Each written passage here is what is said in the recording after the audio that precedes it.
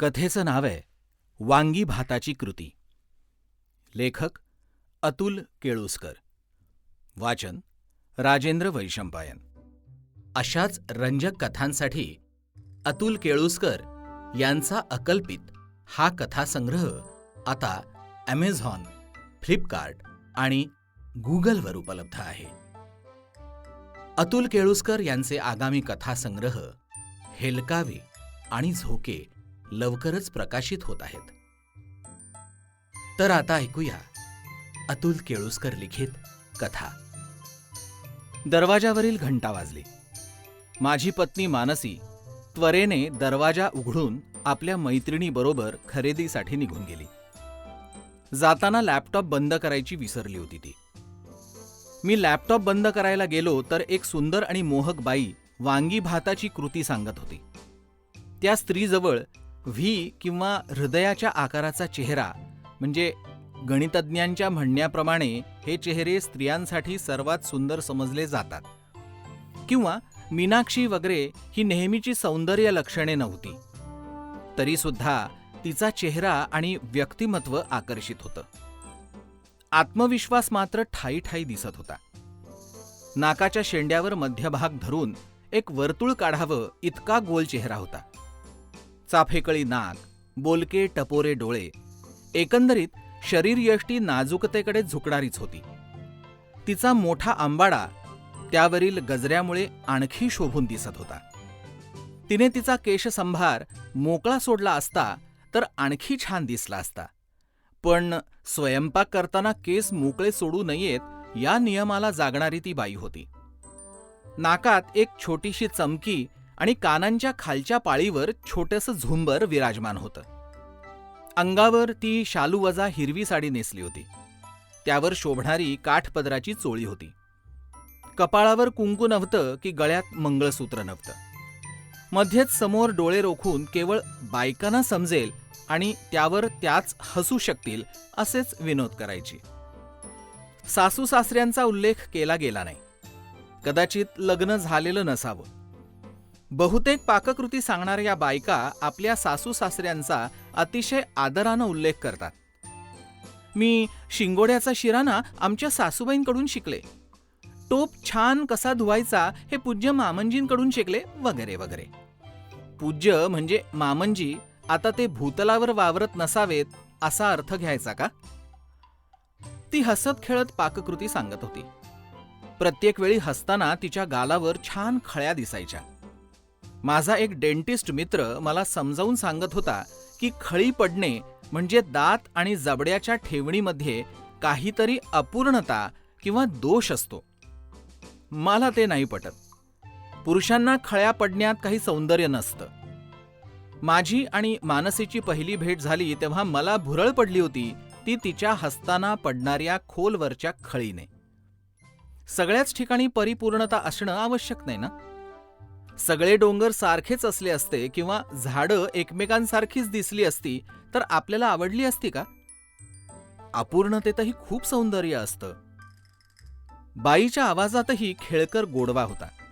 निवेदनात आणि कृतीत एक छान ताल होता. कृती कुठेही रेंगाळत नव्हती.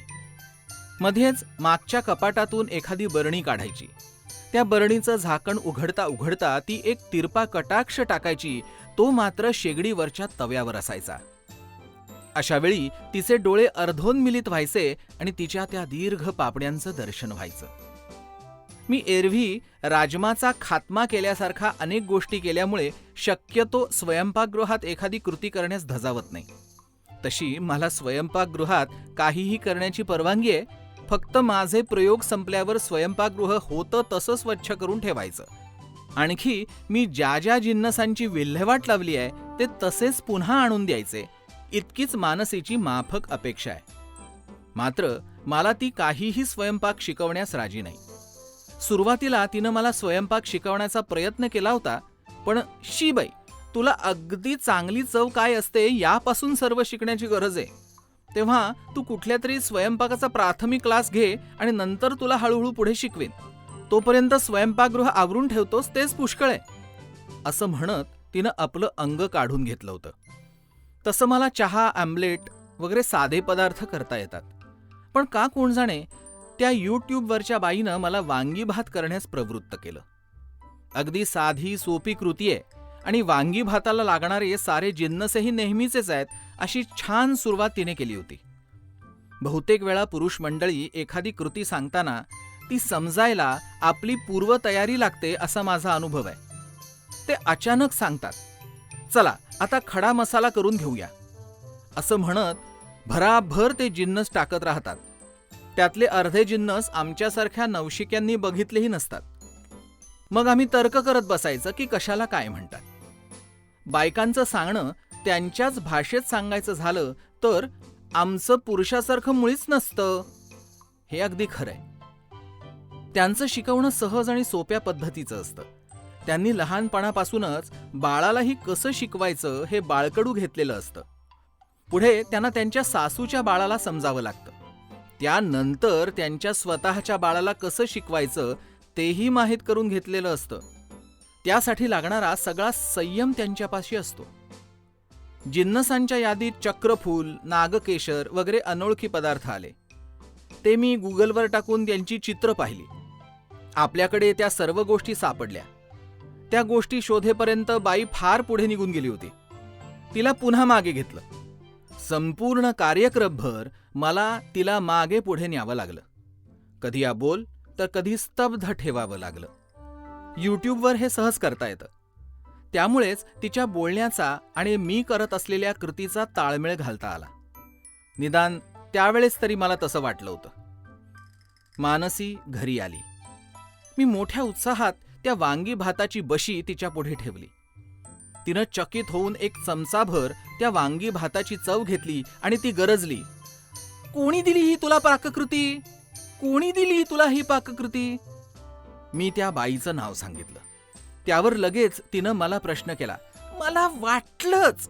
आता तू मला सांग, तुझं लक्ष त्या बाईकडे होतं की तिच्या कृतीकडे? हा काय प्रश्न झाला? अर्थातच बाईकडे. मी मनाशी स्पष्ट कबुली दिली. मित्रांनो, जर तुम्ही मानसी नसताना माझ्या घरी आलात तर मी हौसेनं कदाचित या यूट्यूबच्या कृतीनुसार वांगी भात अशाच एका बाईच्या कृतीनुसार केला जाण्याची दाट शक्यता आहे.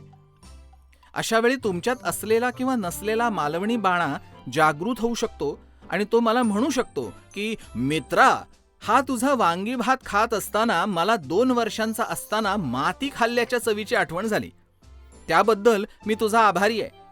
त्यावेळेस तुमची ही स्पष्टोक्ती मला मान्य असेल. दोष मात्र ती कृती सांगणाऱ्या आकर्षक निवेदिकांचा किंवा त्या कृतीचा असू शकतो हे सुद्धा लक्षात असू द्या. जर तुम्हापैकी कोणाला, विशेषतः पुरुष मंडळींना, अशा कृतीची यूट्यूबवरील लिंक हवी असेल तर ती पाठवण्यास मला आनंद होईल. फक्त मी तुमच्याकडे जेवायला येणार असेन तर त्या कृतीचा मात्र वापर करू नका हेच मागणे आहे. कारण माझी जर दशा झालेली असेल तर कदाचित तुमची दुर्दशा होण्याचीही शक्यता आहे. अशाच रंजक कथांसाठी अतुल केळुसकर यांचा अकल्पित हा कथासंग्रह आता Amazon, फ्लिपकार्ट आणि गुगलवर उपलब्ध आहे. अतुल केळुसकर यांचे आगामी कथासंग्रह हेलकावे आणि झोके लवकरच प्रकाशित होत आहेत.